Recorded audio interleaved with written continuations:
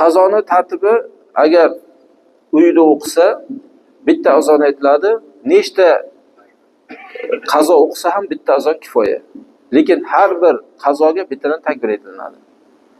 Bir odam bir kunda kechqurun misol bir kunlik yoki 2 kunlik qazosini o'qib qo'yadi. Bunday odamlar bitta azon aytadi, qolgan har bir rakatiga, har bir qazosiga takbir aytadi. Bir odam namozdan keyin o'qib qo'yaveradi, unga shart emas. Namozni takbiri azonni aytadi, takbir aytib o'qiraveradi. Qazoni tartibi agar uyda o'qisa bitta azon aytiladi. Nechta qazo o'qisa ham bitta azon kifoya. Lekin har bir qazoga bittadan takbir aytilinadi.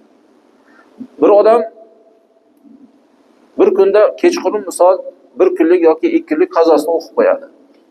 Bunday odamlar bitta azon aytadi, qolgan har bir rakatiga, har bir qazosiga takbir aytadi.